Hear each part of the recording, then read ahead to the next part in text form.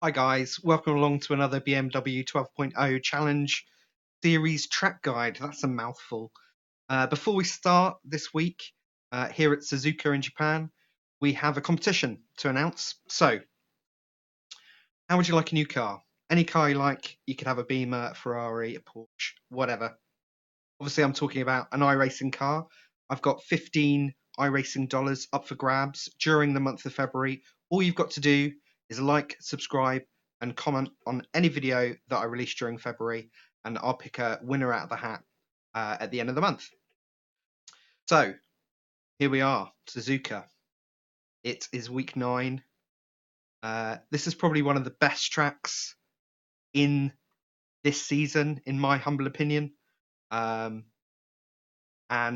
it's also one of the hardest to lap quickly and consistently. Second time this season, I haven't been able to get the lap that I wanted.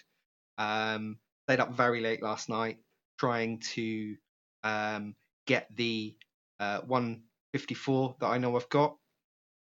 But could I string it together? So I've basically got a 155 flat here after 100 plus laps. I'm really pleased with it still, regardless. And that extra practice has really given me some really great insights, hopefully, that I can share with you during the course of this guide. So we'll do the usual thing. We'll just do a normal in-car view lap. We'll slow that lap down for a second time round with a little bit of commentary over the top.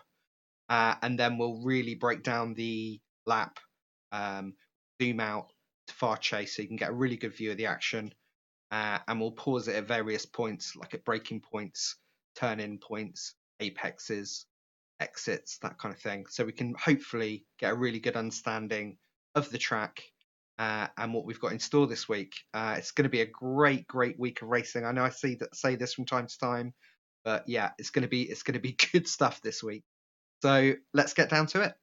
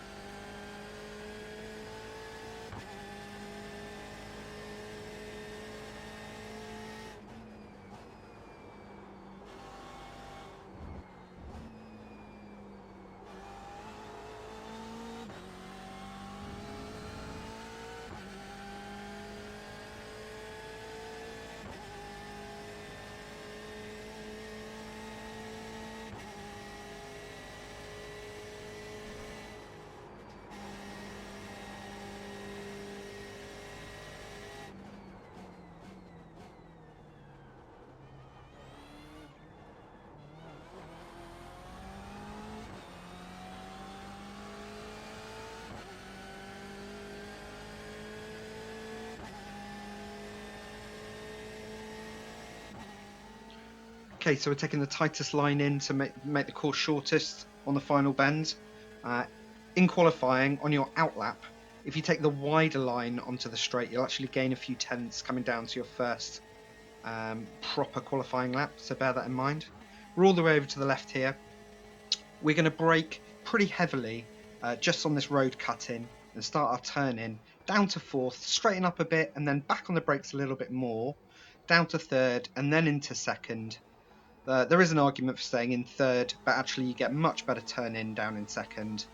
and then straight back up again into third, all the way over to the right now. Now we've got a really interesting collection of S's here. We need to be really quite aggressive on the curbs, and we need to make sure that we're not using the full width of all the corners, so that we're not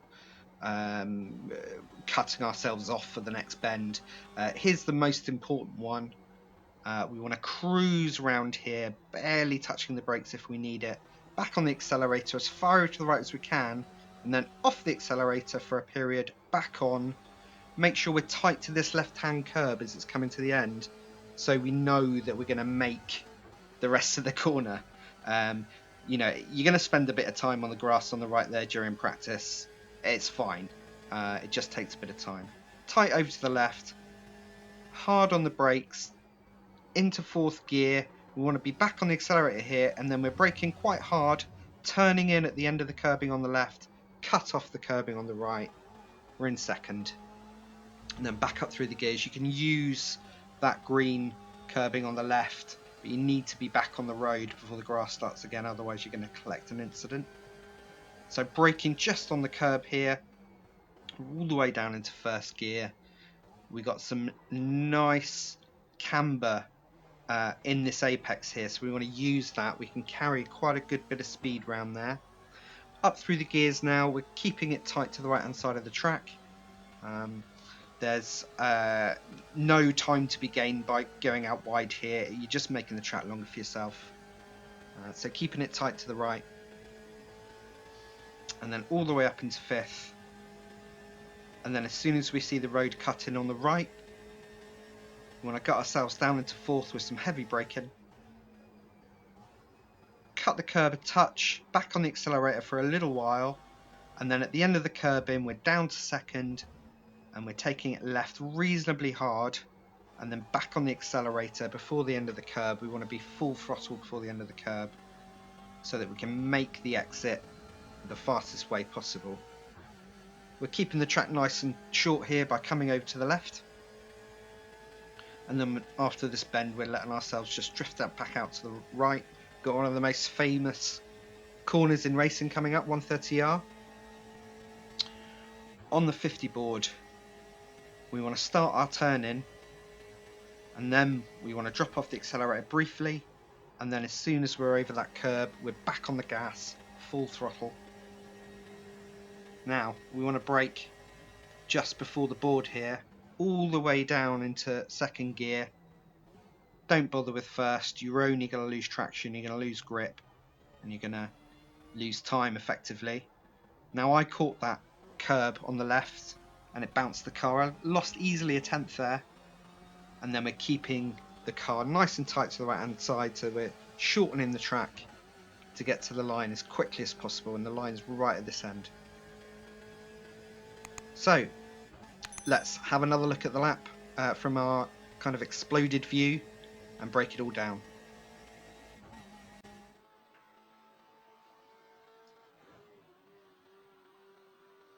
Okay, so we are just about to start this lap. We are moving over to the left-hand side of the course nice and gradually. There's quite a few double turns around Suzuka, and turns 1 and 2 start of that. You need to nail turn 1 to be able to hit turn 2, and you'll find a lot of that throughout the course. So we're all the way over to the left, nice and straight, and then we see the little access road on the left. That's where we're going to start braking and start our turn in. We're going to do a relatively heavy braking period to the apex of this corner.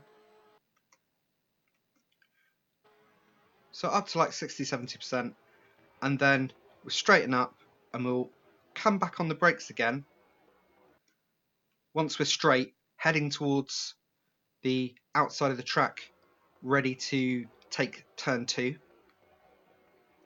And what we need to make sure is we're just coming down into second, and we're turned in probably a little bit early there actually, and we're back on the gas as we apex, preferably before the little black marks on the inside curb appear.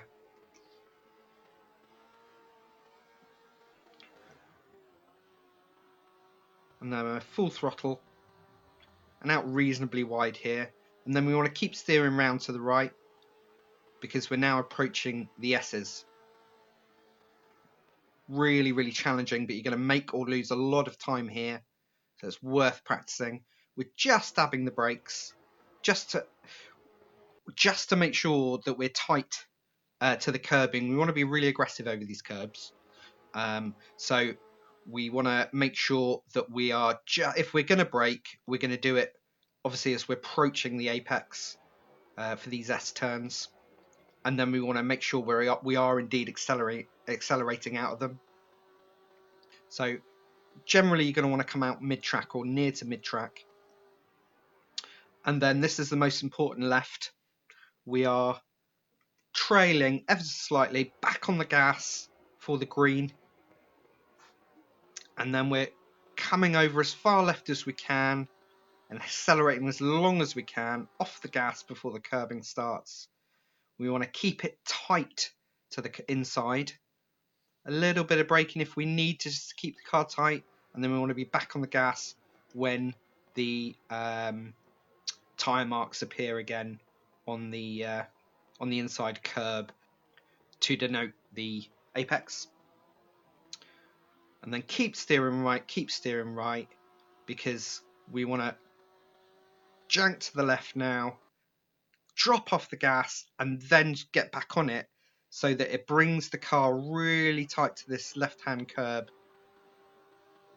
And as long as we've got our line right, we're always going to make this outside curb exit. We don't want to go any wider. The green curbing beyond the red and white is very slippery all over this course. If we catch it here, we're probably going to donut. It's really easy to overshoot this corner, but as long as you find yourself hugged to that inside curb on entry here, then you're going to be okay. So then we want to cut in tight, keep this corner as short as we can, and we need to be over the left anyway for the next 2-corner complex. Again, it's a fast right and then a slower right between the 100 and the 50 markers. Closer to the 50, we want to brake down into 4th, assuming we made it up to 5th. Cut this really tight. It's going to make the car bounce a bit, but it's perfectly manageable. Just wait until you're out of that bounce before you're back on the gas. Far left, you can use a little bit of the inside green curb, but if you go onto that outside green curb, A, it's going to be super slippery, and B, it's really hard to define where the 1x boundary is there, so we don't really want to use it. Now, for the second part of this right-hander, we want to start braking before the red and white curbing on the left here changes colour. It changes colour quite drastically from kind of dirty to very clean white. We want to make sure we're braking before that point. We're going to come down to second, and then we're going to turn in just at the end of this curbing. And we want to make sure we're back on the gas as soon as we hit this apex here. And it's actually a slightly late apex. Later the better. You can use all of that curb, including the green inner curb, if you want to. The car does bounce a bit, but the Beamer handles it quite well actually. And then make sure we're strong on the gas and out nice and wide here. Now again, you can use the inner green curbing, no problem at all, but you need to make sure you're back on the grey stuff before that grass starts on the left there. Otherwise you're going to get a penalty. So we want to apex this next flat out right-hander quite late because we need to be far right. We've got a full hairpin here. So as soon as the curbing starts to end, we want to be as straight as we can, and we want to get on those brakes really heavily all the way down into first gear here. And then we're turning in reasonably early. It looks like the kind of corner where you want to leave it quite late and flatten out the corner as much as you can, but there's a really nice camber on the inside of the apex here, so as soon as you hit here, as long as you're tight, you're going to actually stick to the road really quite well. And we're going to want to get on the gas before we're halfway around this corner, before we're on the apex, before those green, red and white tyre barrier things start on the far right of the course there. and then we've got plenty of exit road here. Quite aggressive on the accelerator, but we need to make sure we're not accelerating 100% when we've got a tight steering angle, otherwise we're going to be in a real mess. And again, just to keep the course nice and short, we're hugging to the right hand side. We want to minimize our steering angle input here as much as we can to maximize our speed.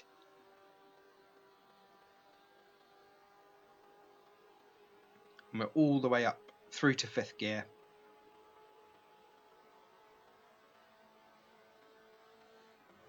Now we're approaching the spoon, another super famous double turn here at Suzuka.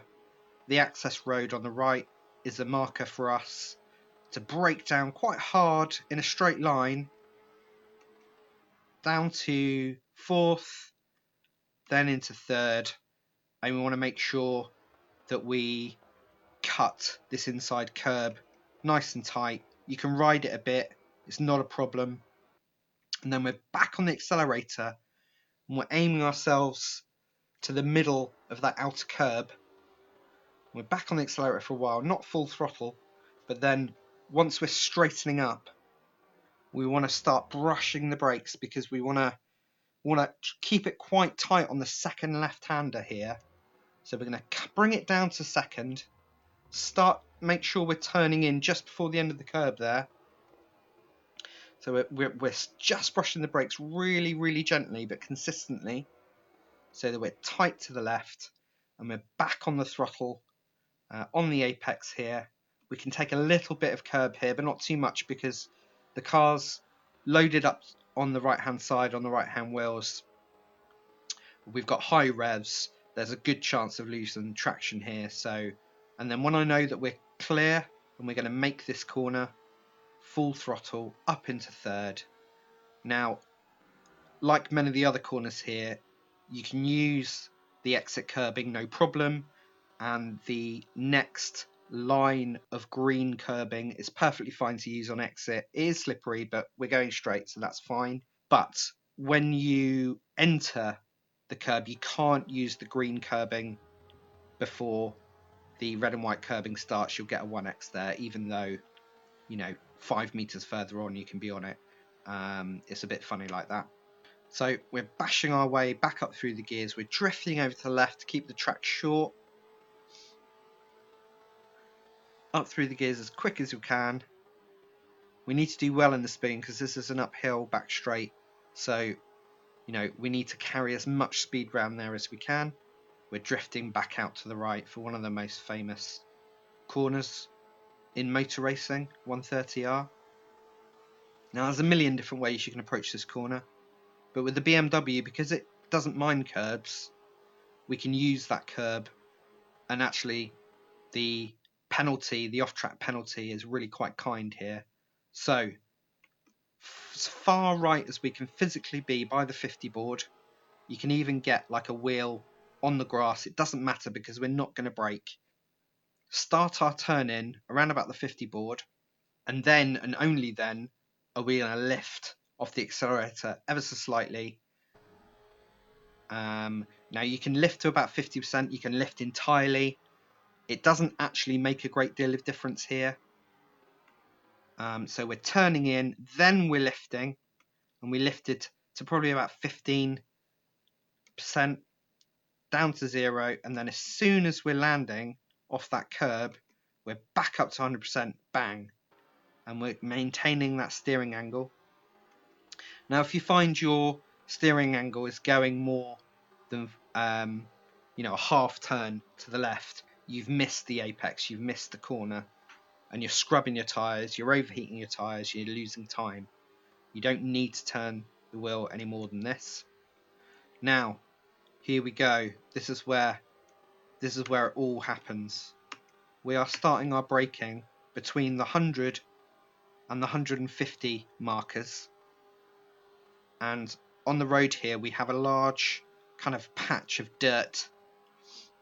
And we are starting our braking really heavily at the very end of that left-hand pointy bit of dirt that's there. As you're approaching, it just looks like a little V of dirt on the road. don't miss it. A lot of people brake at 150. You can brake later, but you have to be really quick down through the gears here. Bang, bang, bang. 5th, 4th, 3rd, all the way down into 2nd. And then as this curbing starts on the right for the shorter track, we start our turn in. We want to be in 2nd at this point, and we want to be bleeding the brakes out like a really firm and deliberate kind of gradual reduction on braking, so that by the time we apex here, we want to take a good chunk of this curb, much more than that, and you're going to get a off-track penalty.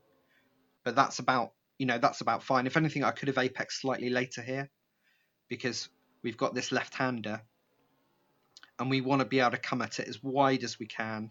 So we're nice and wide here. We're about mid-track, and I came up to full throttle here. You can come up to about sort of 50-70% full throttle if you've got a really clean run, and then we're back off it, but we're not braking here, and we're apexing and back on the gas as soon as we can on this exit. Now, I took a lot of this curb, and as you'll see, or have seen already, the car bounces quite a lot, so I lost probably a 1/10 or 2.